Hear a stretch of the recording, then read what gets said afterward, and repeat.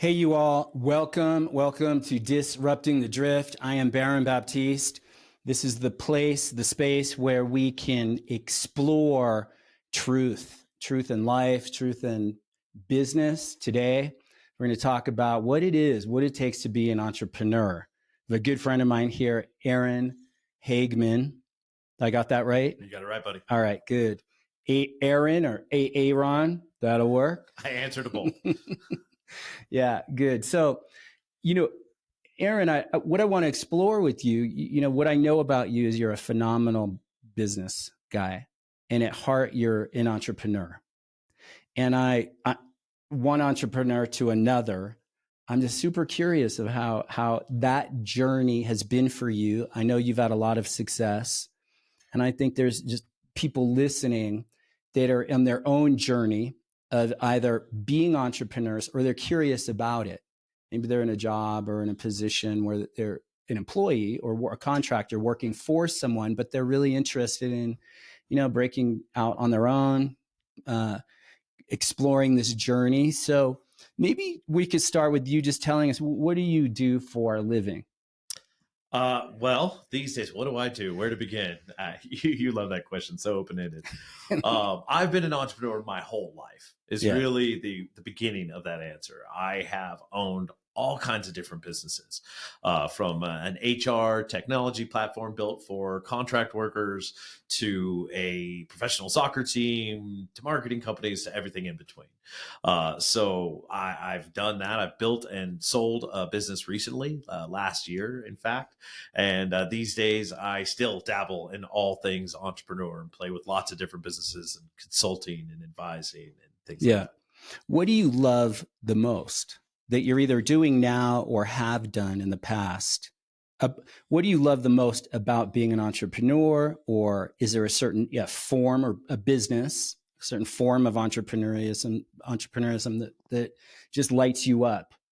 So what I realized years ago is what I love and what I live for and why I get excited about working with lots of different types of businesses is I love the impact that entrepreneurialism has on the humans involved and directly to the communities behind them. Yeah. So whether it's, owning a business or consulting with a business to help, every time we grow a little bit, add another employee to the roster or, can, just make enough of a sales revenue jump to pay that person a little bit more on here. It makes a real tangible impact in people's lives. And when you focus on that and building businesses through people, it's amazing. Yeah. And building people. Is that in a way you're building people, you're developing people through this running a company or being a leader, being the entrepreneur leader, you're in the business of developing people, building people. Do you look at it like that? 100%. Yeah. Because all businesses, for me, again, it doesn't matter what you do. Mm-hmm. It's it could be a sports team or a marketing firm. It's building the systems and the engine by building a team. Yeah. And with any degree of success, I don't care what your business is. If you sell shoes or if you're, a professional, juggler.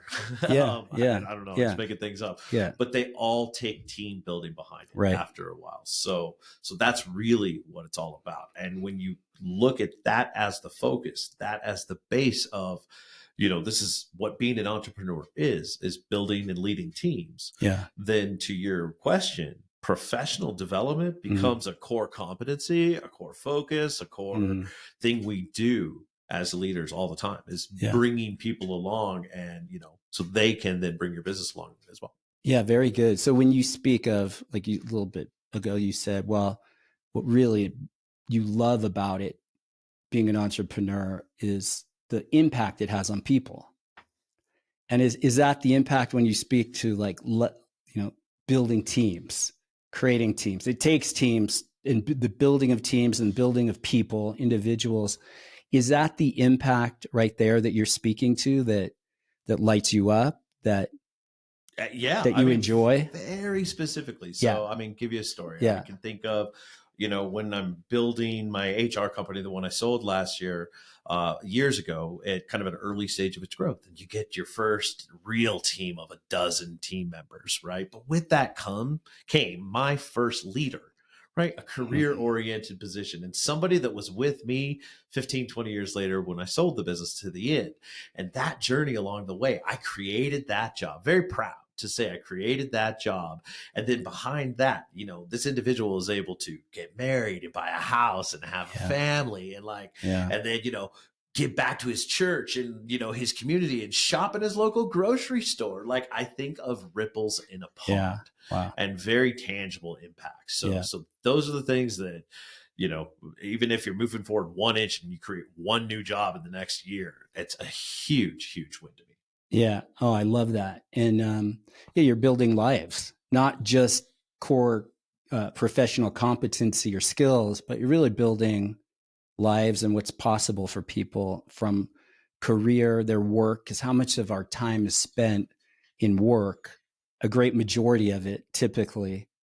And to have that bleed over and expand out into all areas of life is huge. Now, let me ask you this. I always like to say, like, being an entrepreneur has been the most epic personal development training programs for me personally. It's like where I get to grow and learn in my own leadership and my own ability. It challenges everything about myself, all my inner demons, my inner voices, my limitations, my fears, my triggers, whatever, all of it. It really has like been the most amazing training and development vehicle for me personally.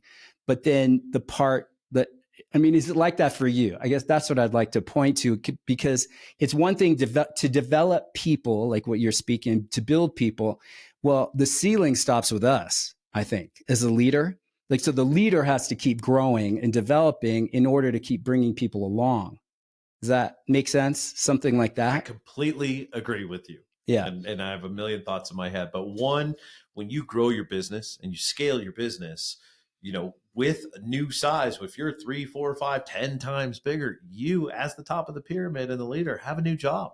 Yeah. Maybe you got to get in front of the media and the press all of a sudden, and somebody else has to go do this. So we have to keep learning and growing, as our roles change and our leadership dynamic changes. To lead leaders in a larger organization is a completely different skill set, for example, on that side. But to the beginning of your question, lifelong learning is the phrase. It's a journey. It never ends. It excites me to this day. As I look ahead to the next phase of my career and what's ahead, it's always learning more. And again, I think the point I would argue for the audience to hear today is that it's imperative. Right. Like, to be a successful leader long term, it is required. Think of how marketing works today, just as an example.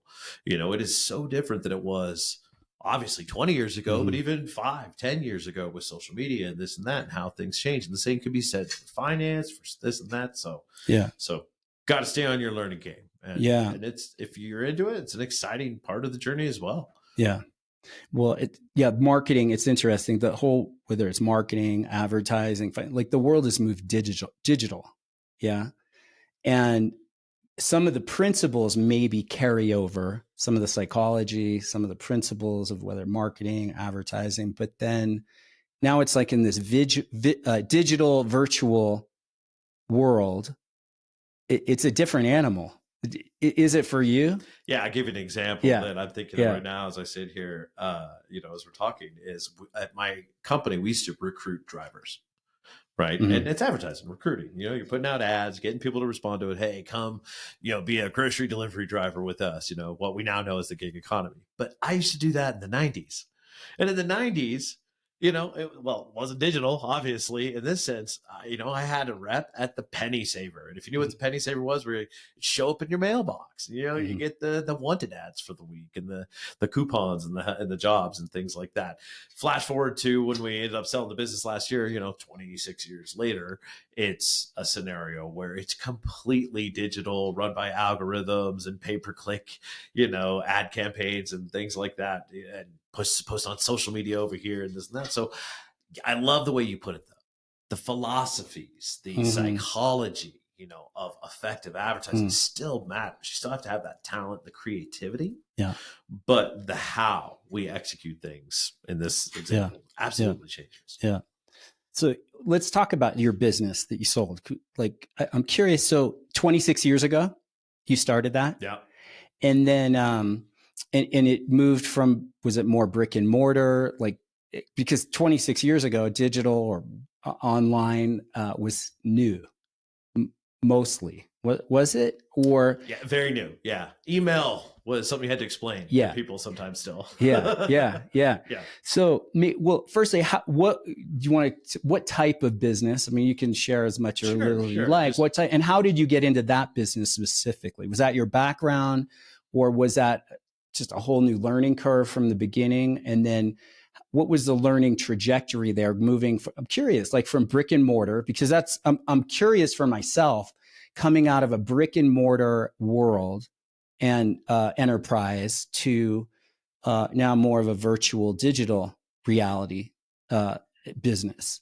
So to explain for the audience what the company was called Delivery Drivers Incorporated, and it was an HR platform for 1099 workers. Right. So the back office for a delivery company in so many senses. What we did is we would recruit and onboard, right? Run background checks and get your paperwork and all that done. We would handle all the payroll and accounting. So make sure you get your 1099 pay, get your taxes and your tax forms at the end of the year and all those good things. And then we had a risk management team, right? Insurance programs, if you got hurt, things along those lines. And so to your question, really we took what was a service-based business.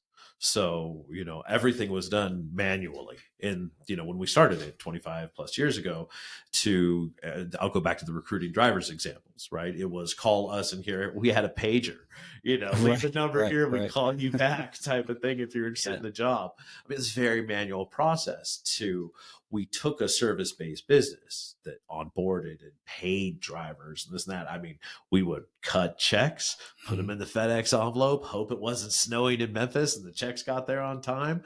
And, we'd send checks out around the country to obviously a completely digital, ecosystem to moving all the money around for the drivers and the, systems later. So it was exciting, but it required learning all along the way, adapting new methodologies, challenge yourself, hiring people who had new ideas to how we did things, to take a service-based business and to really turn it into a technology-based platform. Yeah. Which is the challenge that we have. Yeah. Maybe speak a little bit. So how did you, what's the mindset or the kind of looking required when you see you're going along and you're like, wait, our technology is now outdated. We're kind of falling behind. And you don't know how, right? It's outside of your skill set initially. Well, that's the beauty of being an entrepreneur. You know, you can throw the question out there and feel good about even direction without always having to know how.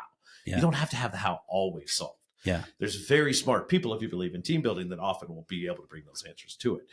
But to your question, I love it. It's not that we got stuck. It's not like, oh, we need to do this. I'm fortunate to say we were thinking ahead.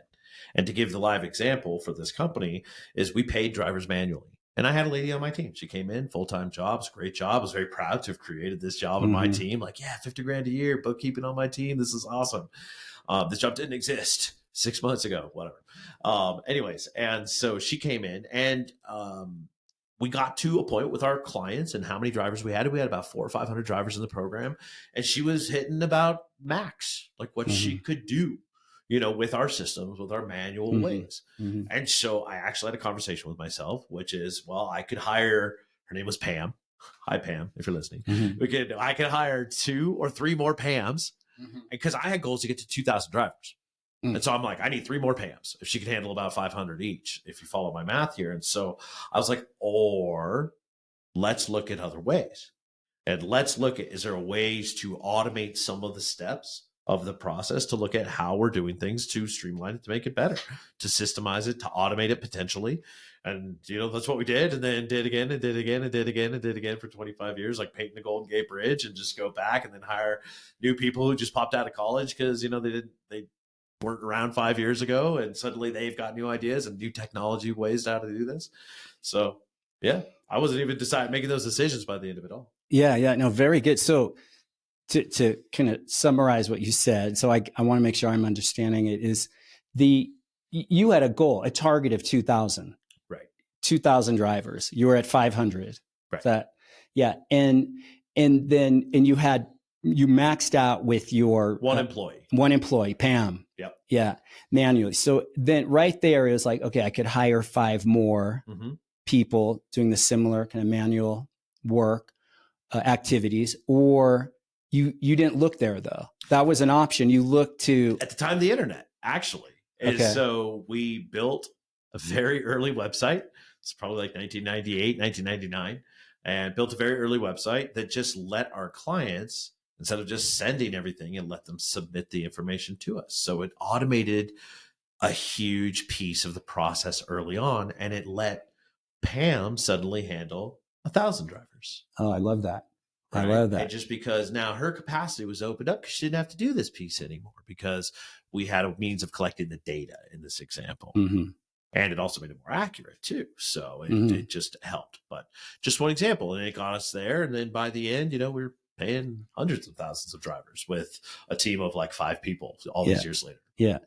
Now, I know I'm asking super elementary questions, but I'm just totally curious, because it's like, I know in my own journey, it's like at each step of the way, it's like, okay, I love what you said, by the way, is you don't necessarily have to know how.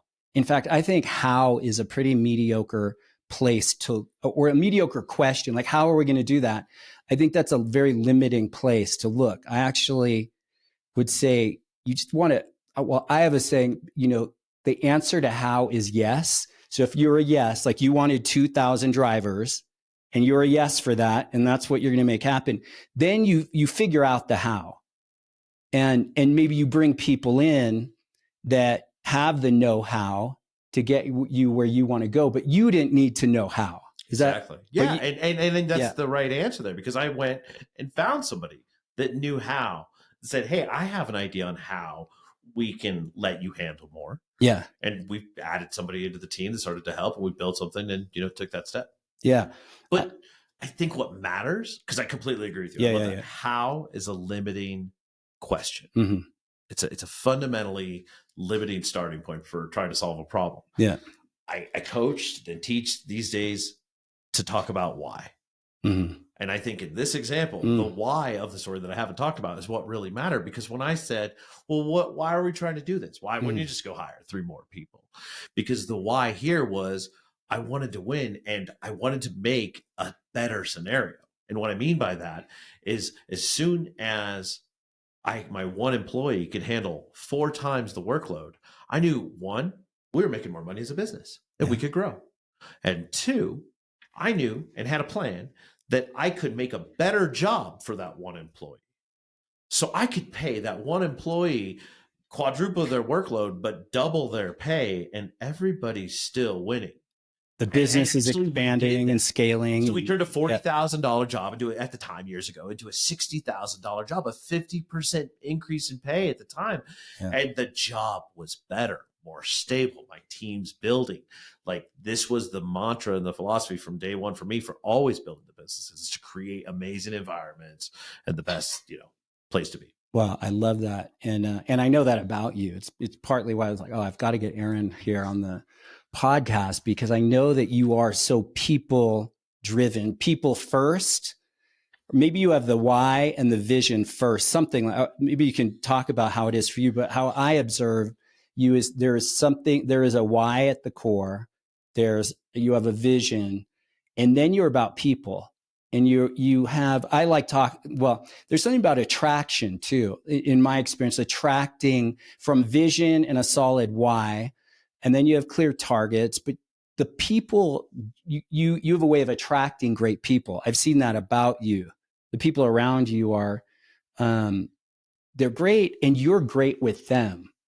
It's like, I noticed that about you, but you want to speak, what comes first? Is it people first? Is it the why first? Is it vision first? Like, where do you start? So if someone wanted to start a business, how do you where do you look and how do you get started? Yeah, that's a great question. I Yeah. think I do go to the people, right? But let's give a slightly different lens on the answer on here. One, I think you have to have a proof of concept with the business, right? First client, testing the market, getting something out there. Because to take it from vision and the why you're starting, what you need, into tangible concept and execution is important. You know, my idea is great. Is somebody going to buy it? And so that is important. And once you have that, and to me, all I need is one, one nibble on the line, one customer, yeah, one really, client, just one, somebody who says, yeah, I'd pay for that. That just gives me just enough confidence to go, okay, there are people who would pay for this. Yeah. Right. And then quickly becomes about building the team. And even if it's the planning to what does my first full team look like? Right. It's like you and I were talking about basketball earlier today, and it's like, okay, I need a point guard, I need a center. I know the roles on my team. So I would coach entrepreneurs today to think that through from startup phase to the first level of maturity. Okay, what's that first team of 10, 12 people look like? Is there a couple of salespeople? Is there somebody doing marketing? Do you have an HR person, customer service, et cetera, because you need the vision toward then building that team. Yeah. And then you just go one step at a time toward that. And hiring the first roles on this. Yeah. So that's very much where my head to your question goes is as soon as you got that proof of concept on here, is quickly then offsetting the plan to, okay, how much revenue do we need to build the team and start to take those steps? Yeah. Yeah. Very good. And proof of concept, is that the product? Yeah. I mean, it could be a product that you're selling, right? Yeah. I've got a new widget that I'd like to sell. Yeah. The new coolest thing. It could be a service that you're trying to do, that you're trying to provide. It could be anything really these days. I love the world we live in because it is easier than ever to become an entrepreneur, to become a solopreneur. Get yourself out on social media, start singing and dancing, making money. No, I'm just kidding. Out of hand, but maybe though. Yeah, maybe. So yeah. Anyway. Yeah. So there is something about a vision then. So vision is proof of concept. Wait, and what's the proof part? So I think proof of concept is actually, in this conversation, it's getting somebody to buy. Right. And it's finding those anchor clients, the low hanging fruit on this. So if you have a service or if you have a product out there, it's taking it to market and saying, I've made my first sales. Yeah. Because with that, then you start to have the momentum on there. So that's really where it needs to be, because a lot of times, a lot of entrepreneurs have a hard time taking it from idea phase to the first tangible step. And that's proof of concept, the first step. Somebody hired me to do my lawn mowing service for them. I had an idea that people would need me to mow their lawns in my neighborhood. And now 3 people hired me, and people need this service and they're willing to pay what I want to think I need for it. Yeah. And so as soon as you have that, now I'm going, okay, I need my first lawnmower on my team. Because now I want to go out and start selling. And then I need my first salesperson on the team on this. And that's all I need. Give me a lawnmower person, give me a salesperson out here. And the 3 of us are going to go make some money. How do you get your first customer? That's a great question. And I would tell people not to overthink it in one sense. There's often low hanging fruit out there. People we know, in our communities, in our professional communities, personal communities, or otherwise, on this, and I'm not saying just friends or family. Yeah. But it's hard to I'm trying to think of this through without specific examples, because it could be products or it could be services, right? So, so one, go to the low hanging fruit out there, make the first calls, pick up the phone. Don't overthink. You don't need a big marketing campaign. Make 5 phone calls, sell one thing on there for somebody who, let's go door to door, knocking on people's houses if you're mowing lawns or whatever of our examples. Yeah. No, very good. But the second thing I'd say is to be flexible. We often, as entrepreneurs, have this idea. We love our vision. We're tied to it, right? And so we say, this is what I want. This is how it is. This is what the customers are going to want. I'm going to mow lawns and sculpt your yard and plant roses and take care of your trees. And I'm an artist of a landscaper. I don't know why I'm talking about mowing lawns, but it's just my example. but be flexible as an entrepreneur, because you may find that you are right. You have that vision, you have that. But the second door you knock on, they say, Baron, I'll pay you, but I just need you to take care of my roses.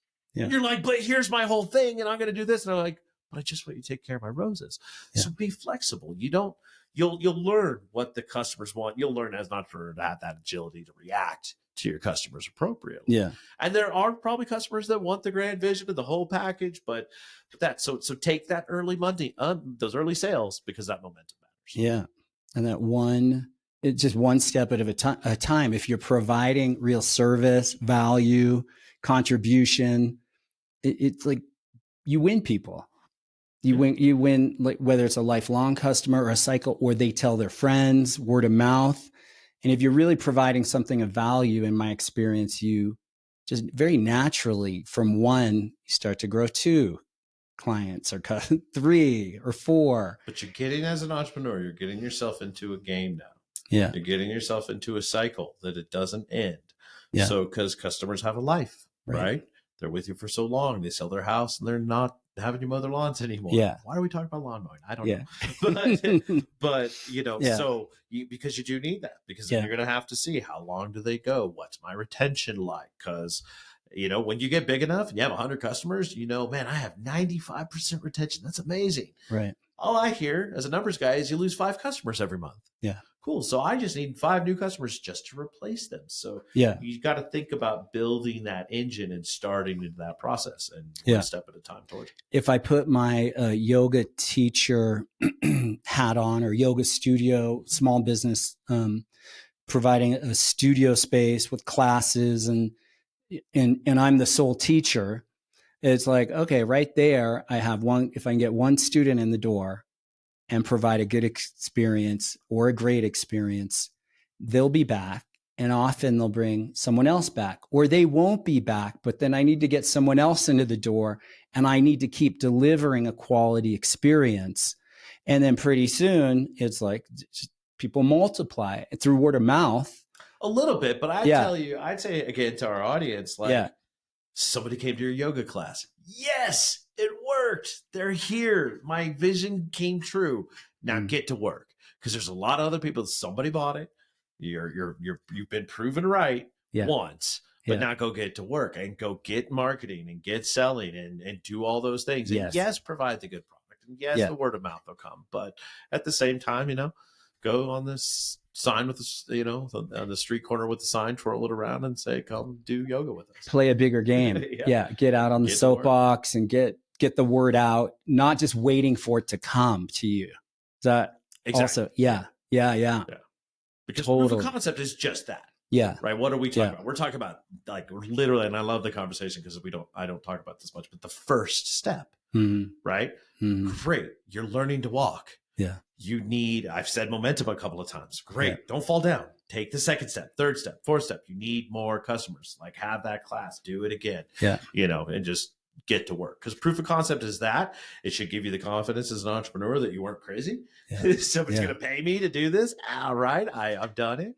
Yeah. But now it's okay, get to work, get team building, or get out there and hustling yourself. Yeah. Very good. This ties into a question I have for you is, how did you advance? So you're beginning your business, the one you started 26 years ago. Were you in a business prior to that? Were you an employee? Were you in your own business? But something allowed you to, like, how did you get either that first job or into the first business that allowed you to advance into the business you started 26 years ago and built up and sold? So that's a great question. I started young is the part of my answer, right? I was 20, 21 when I became an entrepreneur officially, back then. And 20. Wow. Yeah, exactly. Yeah. I was just a kid, literally. And I thought I knew what I wanted to be is my story. To my answer to you, I was the guy who, took all the math classes and spoke English and German and was learning Japanese. I was going to law school. and I interned with the district attorney. I was fully intent on studying political science in college, going to go to law school. And one of the best things I ever did, lifelong learning, is I became an intern to learn about, with being an attorney with the DA. Yeah. And it was awful, is the moral of the story. It was not what I thought it was going to be.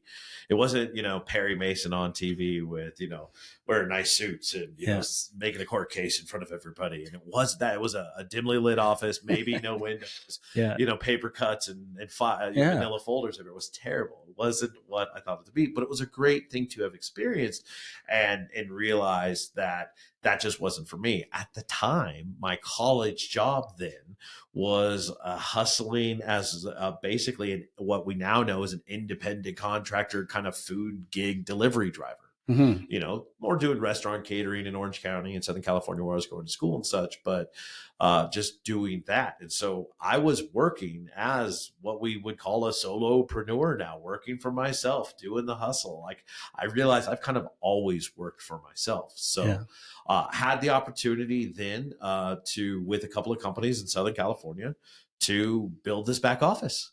And they're like, hey, can you help with this? And I said, yeah, I could probably help with that. And just took the shot and then built something out of that.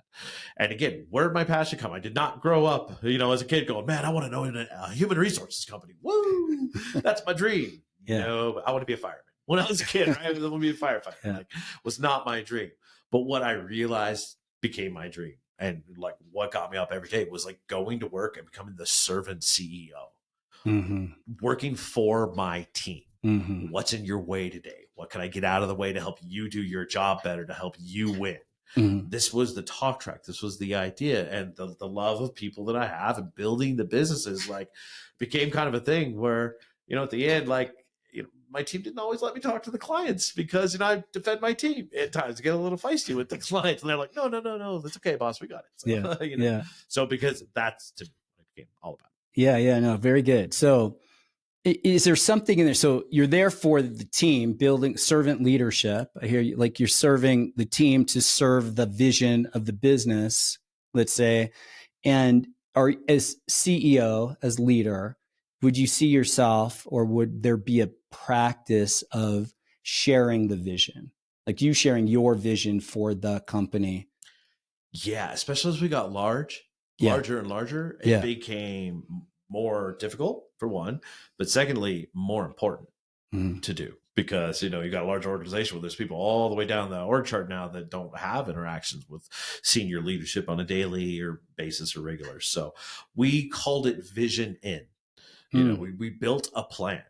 Honestly, it's the only way we could do it. So it's a great question because it became part of our senior strategic team's job to do the strategic work on the visions. And this is what we're working on. Here's the strategic initiatives and find mechanisms, deliberate ways. And we created systems to integrate those in on here from town halls. Right. Company town halls on a regular cadence, regular basis to a conscious chain of communication. We called them one-on-ones, but every leader did one-on-ones with their direct reports. So that would trickle through the organization. Weekly one-on-ones kind of thing. Yeah, exactly. Just even 15, 20 minutes, a conscious, touch points cadence. Cheerleaders on the team.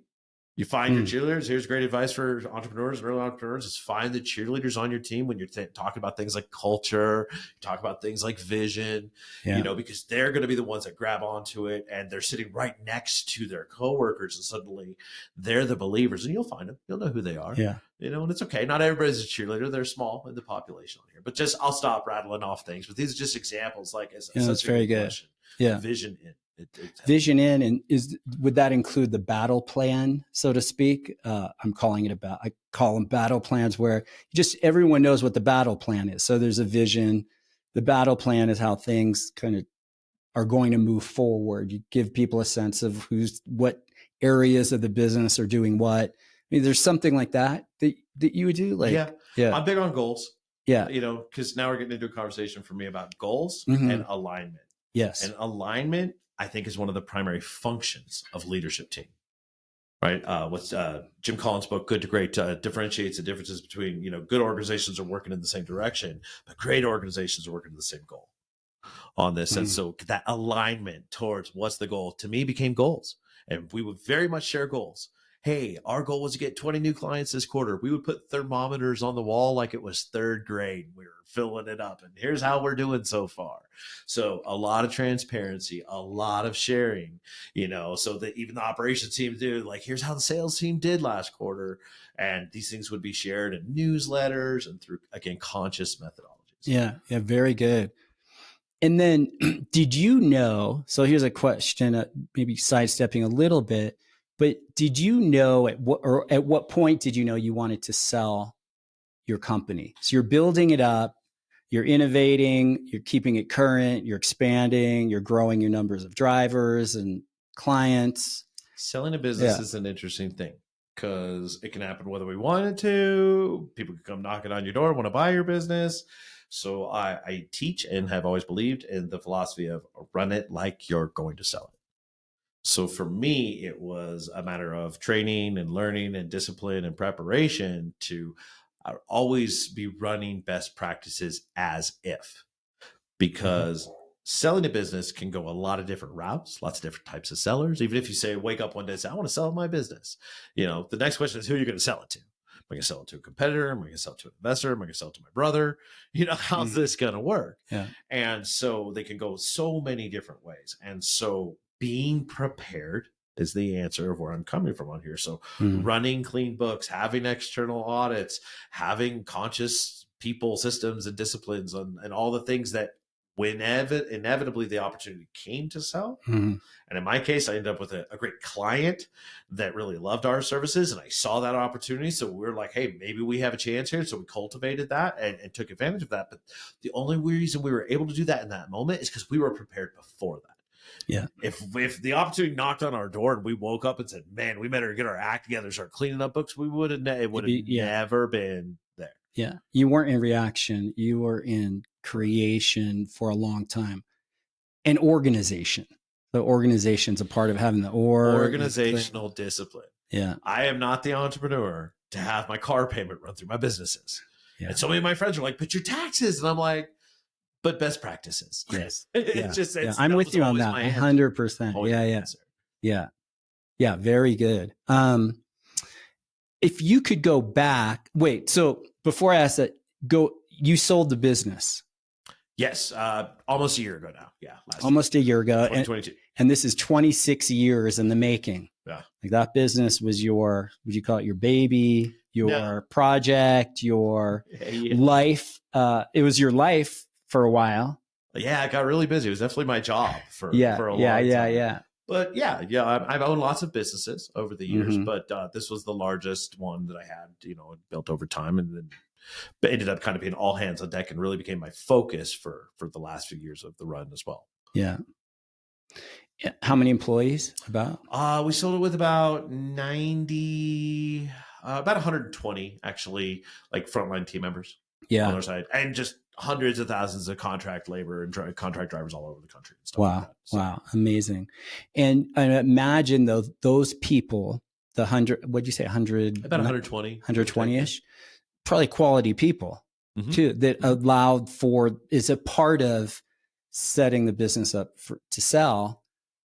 People are a big part of that, I'd imagine. One of the things I am absolutely most proud of, happy to share, able to share and all that is that every single person, to the HR team, my finance team, the bookkeepers, this and that, every single person moved over to the new company. That everybody moved along. Everybody got a job offer on this side. Well, except for me. I didn't. Yep. I just tootled along. But outside of that, everybody else. And that really makes me proud because it's actually a unique scenario, right? Company comes in, buys another one. There's usually redundancies, especially if the other one's larger. And, not in this case. It was a matter of really great systems, really great talent. Our people were able to slide in, and not just slide in, but in many, many cases take leadership roles and thrive and have opportunities to now continue to grow in a bigger organization. I'm super proud of that. Yeah, so good. And then typically when people sell a business, they stay on for a while. With the new owner of the business would ask you to typically 2-3 years, you stay on and you help guide. But that didn't happen with you. No, they were pretty transparent about it up front, and they asked. And so I had done, I think, important part for me of this is I had worked with my friends, counselors, or, you know, peer advisors and other entrepreneurs. And I talked to my other friends that had sold their businesses and gone through this. I looked to like all my peer learning, and had really thought, I knew this was going to come to a crossroads. This question was going to come to me. So I was prepared, and I had the conversation with myself. Do I want to do this? Do I want to move on into the next phase of my career and not go work for the other company and stay on? And I know myself, and I decided I don't. So when they asked, I was like, no, I don't think so. And actually, that was it. They were super cool. They're like, great. So my job became negotiating my packages for my key executive team. How fun is that for me? I'm like, now I'm negotiating for my team like I'm their agent. This is great. And so Wow. putting their packages together, it's because they realize, like, cool, you've built a business that doesn't rely on you day to day at this level of scale. So it's actually about the systems. It's about the people. It's not about, you know, the entrepreneur. Oh yeah. So good. Well, and let me ask you something about that. So, okay, you sold it, and all of a sudden is not about the entrepreneur. You sell this. What was that like for you? Like that day that, okay, what paperwork got signed? It was like signed, sealed, handed over. Yeah, I was unemployed. Woke up unemployed that day. That was interesting. All within a morning. Yeah. Yeah. No, true story. True answer on here. This business, without overtelling the narrative on here, got very busy and blew up during COVID. So we were already on a 10x trajectory as we would know it before COVID. Then that happened. It was fuel to the fire. Everybody needed more drivers and more things delivery, as we know. And it was crazy. The moral of the story is I was tired. I was working 10, 12-hour days without fail. My schedule managed 15 minutes at a time. Like, my life was crazy. I don't think I had any gray hairs like 2 years ago. None of that. So the true answer, not exaggerating. Like I took a couple of weeks of just reading and like decompression. Yes. I actually got a little sick. I think I shared with you once, and you know, my body just kind of like had to decompress and reset. And so I slept. Is the answer. But, you know, in a good way, but just slept and swam for, you know, it was the end of the summer last year. So, you know, swam in my pool, read a few books, and, you know, just took a little bit of time to give yourself that space. Didn't go buy a Lamborghini or run off to Europe or do any of those things. Like, no, I was like, no, I'm just tired, guys. Like, I just need some time to recovery. Yeah. No, so good. And then was there anything, this is my question, is maybe more around identity. Was there anything about, because I know as an entrepreneur and knowing a lot of entrepreneurs, you know, our identity can get so wrapped up in our work or our business. It took me a lot of years to kind of walk backwards and disengage my sense of self from my business and from my work. You know, showing up, leading trainings, leading, you know, workshops, events, seminars, courses. And then, you know, early on, I was so in it that I didn't have a separation from it personally. Like my identity was wrapped up in it. But I knew that to scale, part of my journey in scaling and growing and developing other leaders, replacing myself essentially, it was this whole kind of process of peeling away the layers of just whatever attachment or identity I had wrapped up in it. But did you have that? So with such a drastic, okay, one day you're still in the business, you hand it off, next day, and then maybe you needed a few weeks to recover and you slept and all that. But then, okay, then what? Then was there anything about identity that was there for you? Just your own personal, more on a personal journey level? For me, it started a lot before, right? And knowing, I think self-awareness is a superpower. And you know, my EQ journey for emotional intelligence, for years, I think self-awareness is something I really worked on. So it's like, who am I? Was a question I had been asking myself for a while, years before I was selling this business. And I'm, in one sense, the business sale process took a long time for me too, because it was with a big company. And so it took almost a year I guess in simple terms. And so had time to continue to kind of go, okay, well, I'm not going to work over there. Who am I going to be on the other end? One of the best things I did here is I have a lot of, I believe in peer learning, right? Juxtaposition, putting myself around others who've walked these paths, who've gone through these things. And so learning from my friends, learning from their journeys, what worked, what didn't, where the identity crises happened or where they didn't was huge. So I'm happy to say, like, it wasn't like a big shock. Yeah. It wasn't like, oh, wake up one day, you sold your business, lightning struck. Who am I? Right. It's something I contemplated along the way. Yeah. But I love, you actually put something in my head in your question right now. And you kind of talk about peeling off the layers, right? And I often use the analogy, as we all do as entrepreneurs, of we wear a lot of hats. Well, scaling a business is the goal of taking off all those hats, right? Okay, I don't wear the marketing hat anymore. Hired a marketing team. Don't wear the sales hat anymore. I've got a sales team. I'm not involved in that side of the business. Yeah. So to achieve the level of scale I had for my business, I'm pretty happy to say that I kind of took most of those hats off. And so in that process of having the years of fighting with your ego, like, well, I am the best sales guy. You're like, but the team outsells you, boss. Type of things. Like it peels that away. So if you're building a business, it's not about you. That's really about systems and scale. Yeah. And ones and zeros type of thing. Like it just wasn't about me when I sold it. So I kind of had that journey to get to that point. And honestly, I talk to my therapist about it a lot too. That's a big part of the answer. Just having real conversations. Yeah. Very good. No, I get that. I love that though. Taking the hats off. Okay. Not that hat. No, I'm not this anymore. I'm not the marketer. I'm not the, bookkeeper. I'm not the, COO overseeing team. I'm not the manager. I'm not the, like, pretty soon you're just, well, I'm not that. I'm not that. It's like a walking backwards and releasing one identity at a time. Because in the beginning, as an entrepreneur, we're kind of wearing all the hats, right? And like you're saying, and then, but I love that journey. It's handing it off.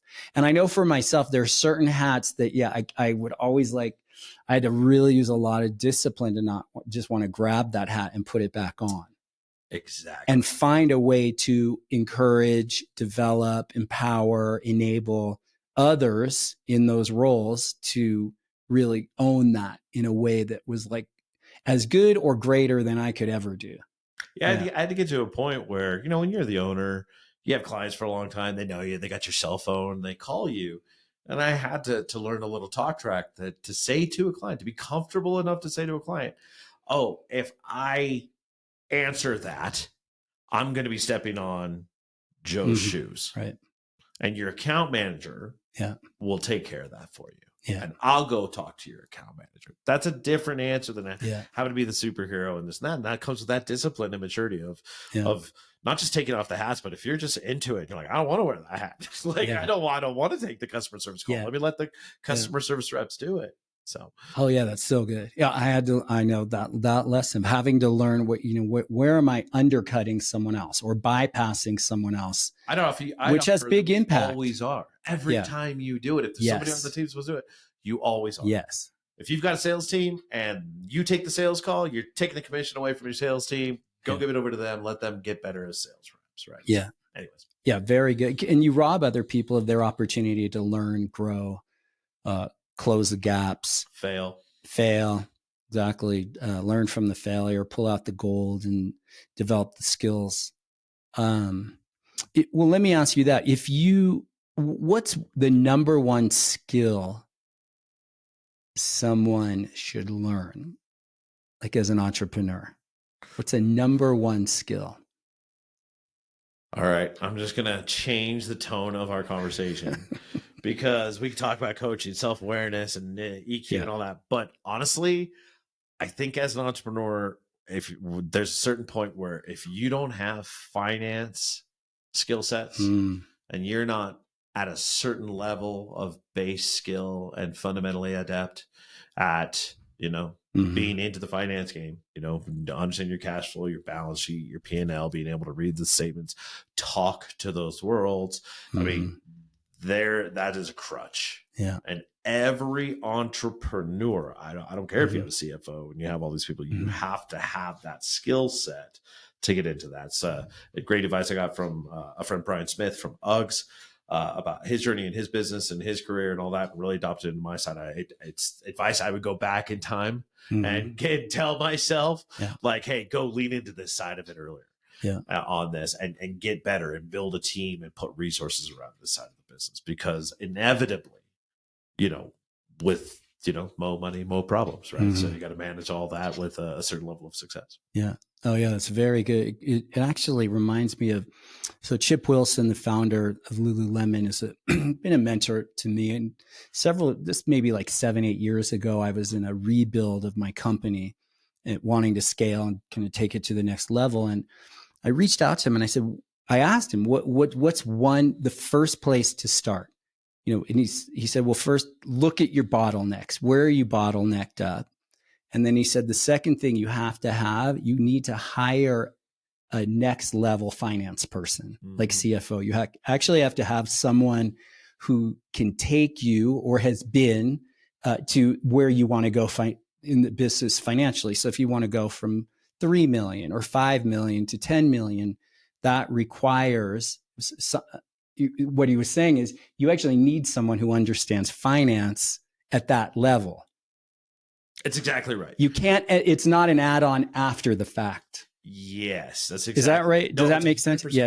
Like, for example, if you're at 5 million, you want to get to 10, your finance person has to have already had the experience of running a $10 million company, or even better, having taken the journey with a business from 5 to 10 and says, here we go, let's go. I'll show you how to do this. So I completely agree. It's one of those departments and pieces of your business puzzle that you need to be in front of, a step ahead of. Yeah, very good. So I've never been driven by money in my business. So it's something I had to figure out. It was something I had to learn. It's like, well, no, actually, if you want a business to, as a container to do what you love to do and want to create and build in the world, you need to figure this out. So I was trailing along for a long time, but I wasn't driven by that. So there was a whole learning curve around finance for me.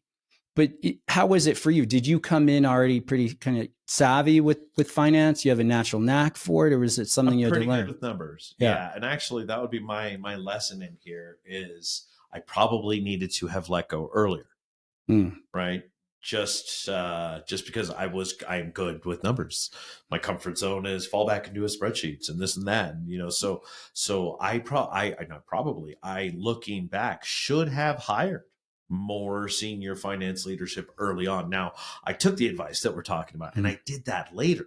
I did that in year, 21, right? In the last 5 years of the business. So we were on our game. When the opportunity to sell came around, we were on our game like we talked about and we were there. But man, we could have been further along. Yeah. Had I done that earlier. Yeah. Interesting. Mm-hmm. If you were to go back to your younger self, early 20s, let's say, what advice would you give yourself? And maybe it would apply to anyone else listening that's kind of young like that in their early 20s, is getting started as an entrepreneur. What advice would you give yourself if you were to go back to your younger self? So the early 20s entrepreneur, what I see about those of us that were successful there is we all had some sort of superpower, right? We're all good at something. You're great at sales and you really know how to sell this. And man, you got it. Everybody listens to you. Or you're really good at teaching yoga and man, you draw people to you and you can run a class and like you're drawing people to, you're an operator on here. The hardest part with the young entrepreneurs is the Superman syndrome.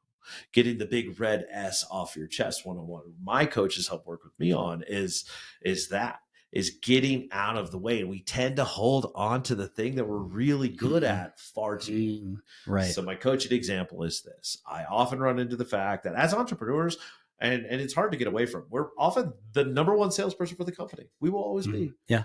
Because people sometimes just like buying from the owner. Totally. Your number one sales guy might be better than you, but they just want to buy from the owner. Yeah. So cool, great. Ego's intact. You're the best of the best. The coaching advice here is simple math. Is that 2 sales reps that are almost as good as you, 80% of you, Mhm. Give me 2 of them, and I've got 160% or doubling your output almost. Give me 3 reps, and I'm running laps around you, the great salesy entrepreneur, right? So it's this idea of perfection against progress, right? Progress over Mhm. perfection, like to not to let go of things and to accept that it might not be exactly what we want. And most of us run into that. You fire the sales reps because we're not doing it the way you're going to do it. And you're like, yeah, they don't do it that way, so it's that idea of, especially when we're early in business, we're early in our early 20s, we're usually really good at something. You're the best speaker in the group, and so you're doing it all the time. It's like, yeah, but as soon as you stop, I can get 3 or 4 other yoga coaches out there. They're Mhm. maybe not Baron Baptiste, but they're pretty darn Mhm. good. And I've got 3 classes running now at once instead Yeah. of just your one. So it's this Yeah. idea of having conversations of scale, but putting it into our friction points. Because I know coaching entrepreneurs, and I'll finish with the idea that it's easy to let go of the stuff you don't like. Yeah. Like, I hate numbers. I don't like finance. Like, I hired an accountant. Yeah. Great. Yeah. Cool. I've let that go. But it's not easy to do the things that are easy for us. The comfort zone. Yeah. I always hear, I love working with the clients, my clients, my clients. I'm like, you're in the way of growing your business. Yeah. Yeah, no, very good. What comes to mind for me is well, even before you have that sales rep or that new leader or that new trainer or teacher, or before you even have them, like what I had to figure out how to do is what I was doing that was working, how to get, and it was like an unconscious competence. I was just like showing up and could lead or sell or enroll people into a program, Right. or how to create, just a phenomenal guest experience or classroom experience. I had to get out on paper, get it out of my head, what I was doing. So, and get very clear kind of, like the organizing principles, the operating principles, the kind of methods that I was using, that some were conscious and some were just, unconscious. It was just like, I figured I had to get that out. That's always the case. So that I could pass that on. It was in your head. Right. Exactly. Yeah, exactly. And then once I start getting it out, where I could train others in these different areas of the business, like how, whatever it was once I got it out, then I was able to find people that could wear that hat and take on those activities, and then develop them in those activities with some rigor, clarity, like, and drill them, not drill them, but drill the practices, drill the activities until they embody it the way I do. And then they can show up in that role in their own unique voice and their own unique expression, and however they do it, but they've got the core the winning principles, the methods that make it duplicatable, recreatable, and recreatable in such a way where you can create the same kind of results and customer experience. For the scalable business, yes. Yeah. Yeah. I mean, you used to be a coach with the NFL, right? Like, and you were with the Eagles. And yeah. I mean, if a new player came over to the Eagles, and even if you're talented and you're a running back, you know what to do. Yeah. The game is, here's our playbook. That's right. Nobody else's. Ours. Like, here's our playbook. Here's how we do this. Yeah. And, and we talk about it with your coaching business, with the yoga and all that, Yeah. is that it's like, here's the playbook. Yeah. Here's how to do it. And if you stay within the guidelines, generally, you can get creative within a playbook. Good players do. Yeah. Right? Yeah. Get Kobe the playbook. You didn't run it exactly as the X's Yeah. and O's were drawn up, but it was still the play. And still the playbook. Yeah, very good. Yeah, I love that example, because it is just like that. Well, this is also, and I think we got to another good piece of advice for our early 20s listeners on the podcast today, which is like, this is how you are going to start to get to that second and third step as a young entrepreneur. Yeah. Start working on your playbook. Yeah. Right. What are you good at? Write it down. Yeah. Oh, you sell customers. What do you do every time? I bet you do the same thing every time. Yeah. Write those 10 things down. Yeah. Like, you're starting to make your playbook. Yeah. Very good. Very good. So we'll shift in a topic, but do you have any productivity habits entrepreneurs should do every day? Oh, wow. Good one. No, yeah, I didn't see this one coming. So 2, 1 is your morning routine. Mm. right? We hear about it a lot in entrepreneur circles and things like that. But man, you got to get your morning routine down. And your morning routine for me, I think for most, needs to be about you. Mm. Don't wake up and pick up your phone. Mm. To Yeah. go eat something nice, go out in nature, meditate, exercise, do you, and get the routines down, because I think those routines are baseline disciplines. Eating your oatmeal every morning or whatever it is you do, or having your Yeah. Greek yogurt like I like to do. I mean, it's what gets you going. It's your base level thing. So you really, I think, gotta have it. It's the baseline for discipline. Yeah. Then when you start to get into other things. Yeah. Yeah. I love it. I call that self first. Yeah. So there's selfish, but then there's self first. It's like put your own oxygen mask on. But literally, if you're leading anyone in anything, or even yourself, put your oxygen mask on. For me, it's like meditation. It's Exactly. setting the morning straight. I have certain practices, certain rituals, Yep. movement, and that's key. Right. No, it's just that sets you up to be productive really for does. the rest of your, yeah. And then the second thing from what was your question about discipline and execution and best practices on that side is, I've given talks around it, but I've had an assistant forever, and I still do. Yeah.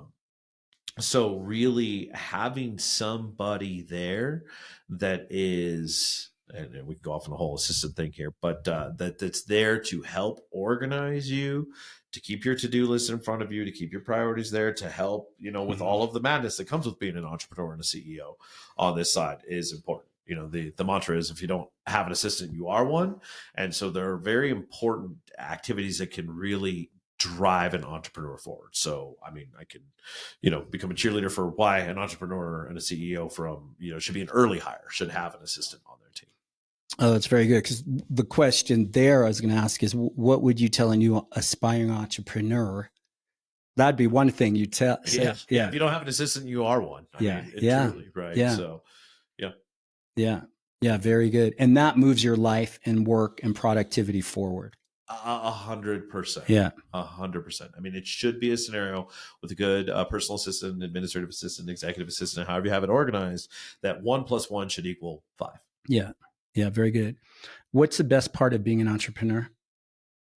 I think it's the impact. Let's go back to the answer of what we said. Yeah. It's to be able to truly say when it's all said and done, I'm pretty positive. I've got old employees that still text me and stay in touch, and to know that we've had an impact, that you've given them an opportunity to launch something, to grow, to develop. Gosh, it really means everything. It really does. Yeah. So, is being an entrepreneur worth it? Worth because there are a lot of highs and then there's a lot of lows, right? It's a struggle, yeah. Right? It's a daily thing.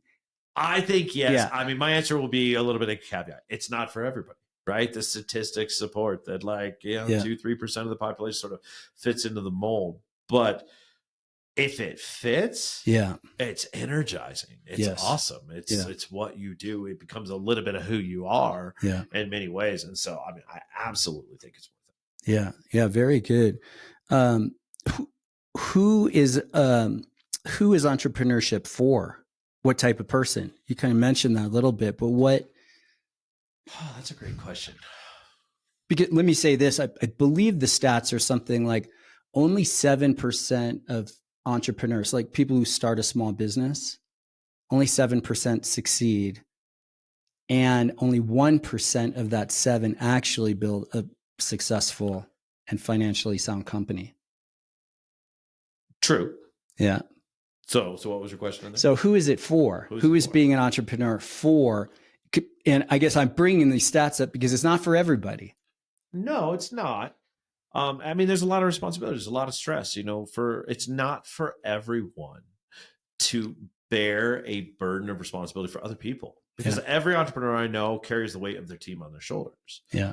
Right. And it's that idea of something happened to the business. Oh, it's going to impact my team. Something positive happened to the business. I'm going to be able to help my team, and these types of things. So that said, I don't know where my head is at on your question. Is these days it's exciting to me that entrepreneurialism is more accessible than ever. And I know that's not your Mm, question. hmm. And yes, it's interesting. Maybe the statistics said 3-4% of people make it, Yeah, whatever yeah, it yeah, yeah. is.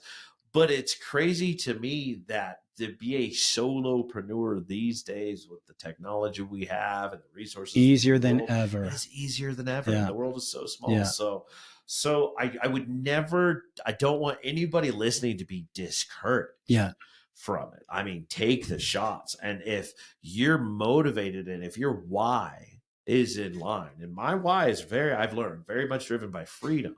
yeah, Right. So being an entrepreneur for me, I get all the different versions of freedom, maybe of time, of money, of this or that, or whatever it may mean, because it's for me. So just ask yeah, yourself, why you're doing it. And I yeah. think, give it a shot.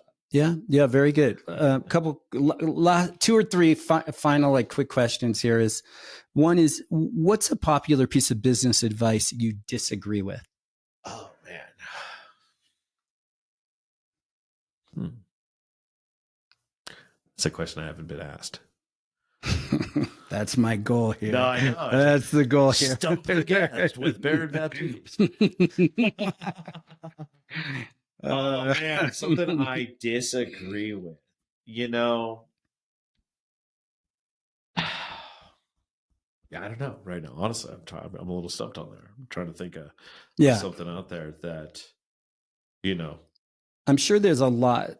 I get it. Maybe it's not right here for you, but there is a lot of popular, like, online, let's say, or social media, entrepreneurs or influencers. There's a lot of kind of popular themes that, to me, when I look as an entrepreneur, like, in the trenches, decades in the trenches, it's like, well, wait, it's not actually like that. I don't agree with that piece of advice. Yeah. I don't want to, I could say a couple examples, but I actually don't want to steal. No. Yeah, I can tell you don't want to leave too much to it. Yeah. Where my head is going on here is there needs to be substance to things on this. And, we talked about like proof of concept, right? Mhm. The proof of market and the market, taking your product and reacting to it in a positive way. I think so many people start with the ideas and just start with marketing. Yeah.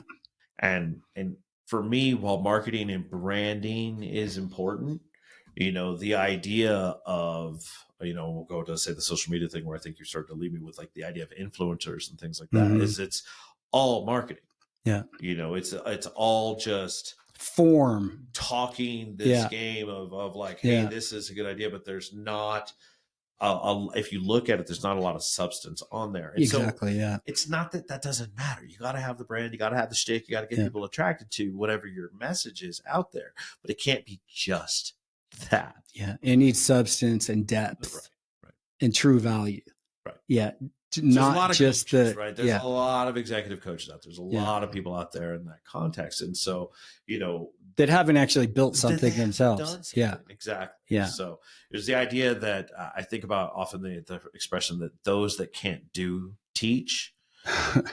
But, some of us that have done teach as well. Yeah. Right. So you want to be careful who you're kind of listening to the advice from out there. And who that was very good. Getting your information from. Yeah, my youngest son Malka used to say when he was growing up, he'd say, "Dad, people who can't do teach, and people who can't teach yoga. You better watch out, because this yoga teacher over here is the one who buys your toys." That's right. That's right. Uh-huh. Okay, so what would you change about yourself if you could change one thing? I think it's funny. I was working with some clients yesterday, and I come across at times, especially when I get into business mode, is I'm not super touchy feely, which is interesting because I love people. And if you work with me, you'll know I really care, and you'll see, oh, okay, he's all business. And here's why. Like, oh, wow, our boss is all business because he really cares about, like, making this work for us. And he does, and he backs it up and takes care of us. So, but I can come across as a little, I don't know, non-empathetic at times, and just a little, like, tough and curt. So straight shooter. Just a little softer. I could go back and work on softening my edges in a business sense. Some of my good friends are like, man, I hate being across the negotiation table from you when we're at the work that's outside of work. Cool. But you're scary at work sometimes. Yeah. No, I get that. And it's interesting. Our strengths can become our weaknesses in that sense, right? Yeah. Driven, determined, this and that. Yeah. It's just like, well, Yeah. You just got to, and it's all about the self-awareness, right? How are we feeling, but how are we projecting? Yeah. Right. Yeah. Any final advice, insight, guidance for small business owners that are already doing the thing, or people that are curious about getting started as an entrepreneur? So I don't think we spent much time on the conversation around lifelong learning, right? We touched on it today, but here's my very specific advice for our audience is to write down and make a learning plan, right? And what do I mean by that? Like write down the tactics. Like, oh, I'm going to be, professional development and learn this year. Cool. What are the 6 things you're going to do? I'm going to read 10 books. I'm going to go to 3 seminars. I'm going to get a mentor. I'm going to get a coach on this subject, a coach on this subject. Like make a plan. A plan needs a budget.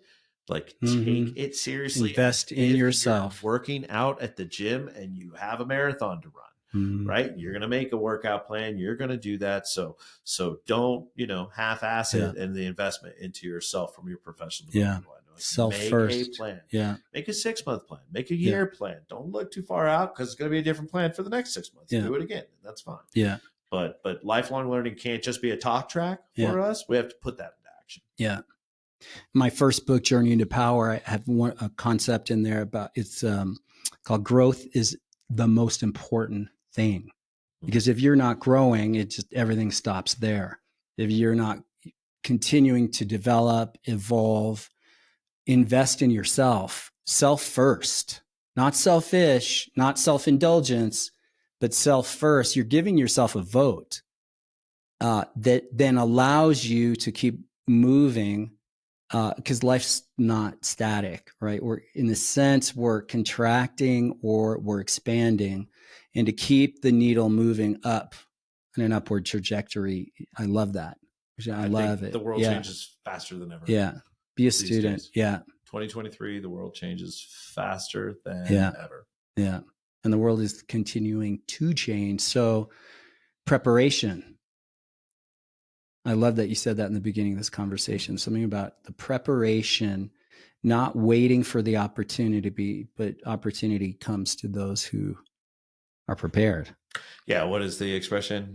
Luck is when timing meets preparedness. Yeah. Or opportunity meets preparedness, I should say. Yeah. So just you can't define the opportunity always, but you can always be in charge of being prepared. Yeah. Very good. Well, Aaron, thank you so much. Where can people find you? Probably the easiest way to find me directly is on LinkedIn because I manage it myself. You can message me directly there. So it's just Aaron Hagman. Find me directly. Just look me up. See me right there. Yeah. Very good. And you're writing a book. I know it's in the works. Yeah. We don't have a title or anything to promote. But just working on that, the next phase. And, a lot of the conversations we're talking about today, making sure your entrepreneurial why is in line and some of those pieces to the puzzle. Oh man, I can't wait to get my hands on that. It's going to be a good read. All right, my friend. Thank you. You all, thank you for listening. Keep blessed, and BaronBaptiste.com. You could check out, also we'll post some of these, podcasts will be posted on my YouTube channel, Baron Baptiste. And you could put any questions, comments, anything to Disrupting the Drift at BaronBaptiste.com. And y'all, thank you. Peace out. Thank you, Aaron. Thanks, buddy.